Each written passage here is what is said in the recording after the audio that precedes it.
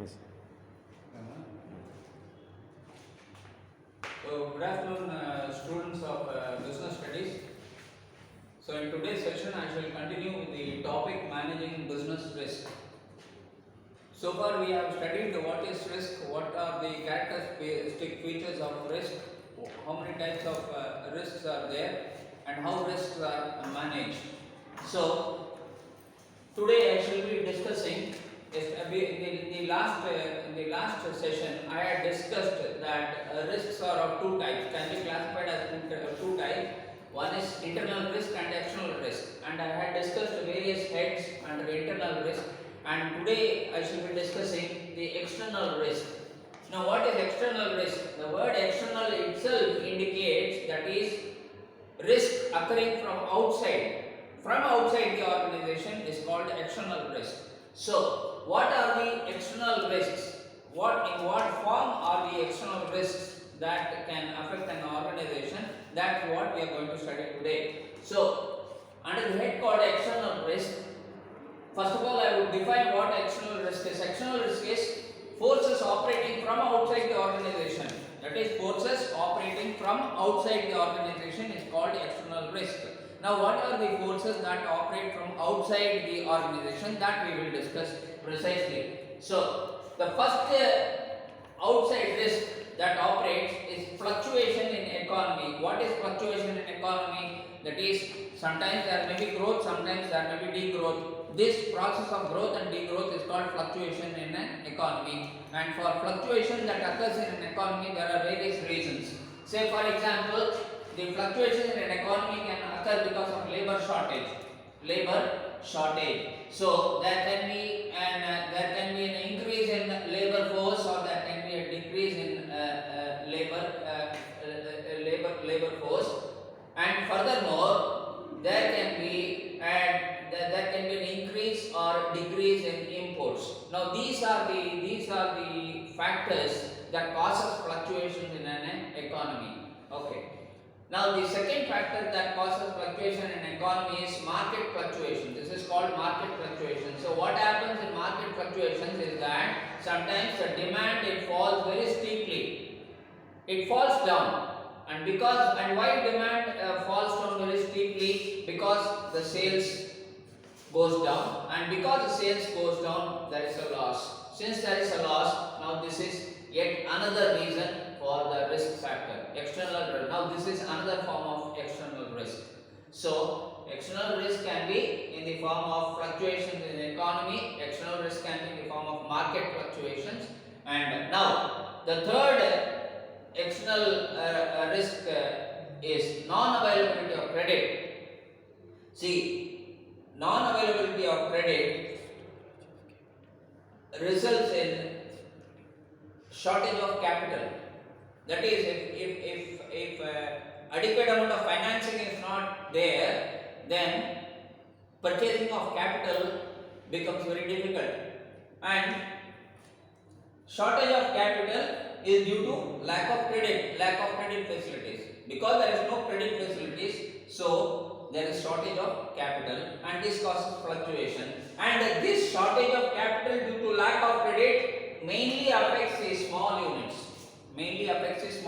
units, which cannot scale up the production. Because of shortage of capital due to lack of credit facility, what happens is that small scale units are affected. Small scale units are affected in the sense that they cannot increase their production. So this is another form of fluctuation in the economy. So non-availability of credit. Now coming to the fourth point, outdated technology.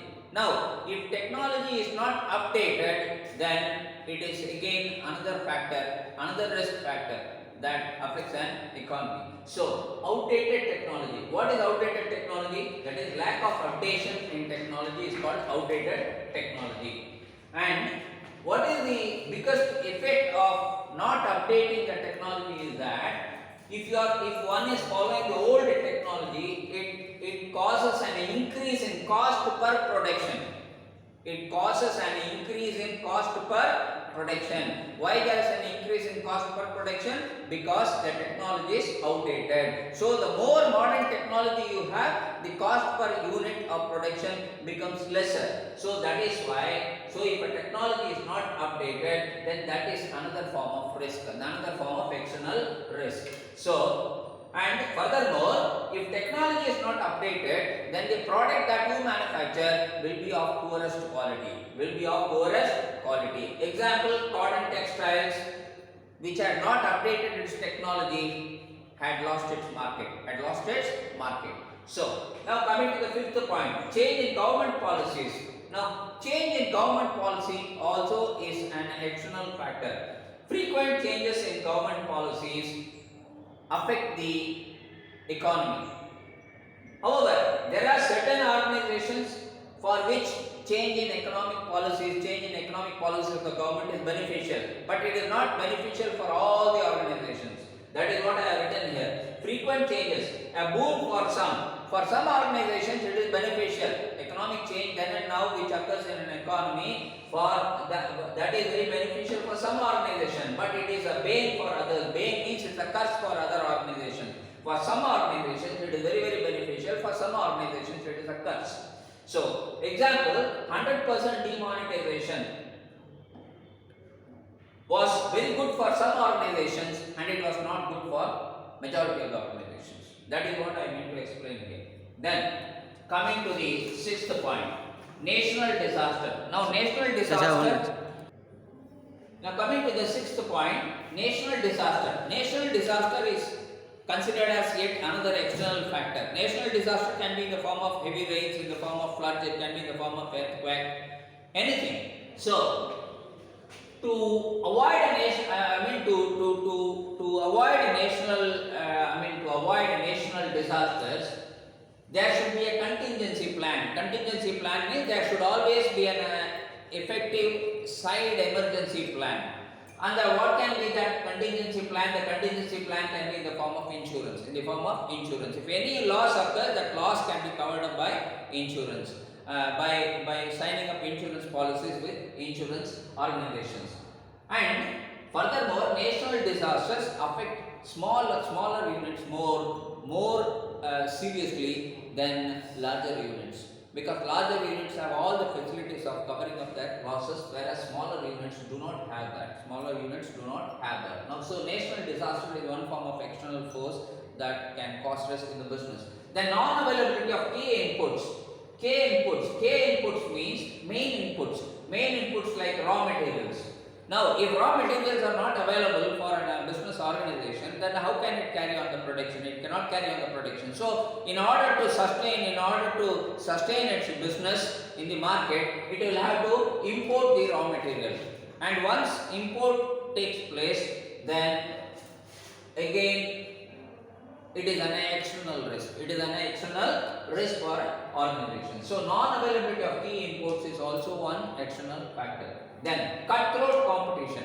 Cutthroat competition means neck-to-neck competition is called cutthroat competition. That is, there is no mercy in the process of selling. There is absolute profit is the absolute objective of any organization in cutthroat competition. So they can do anything to gain profit in the market and gain over the competitor brand. So cutthroat competition. For example, entry of Coca-Cola, which is an American product, it caused a disaster for soft drink like Parley. Which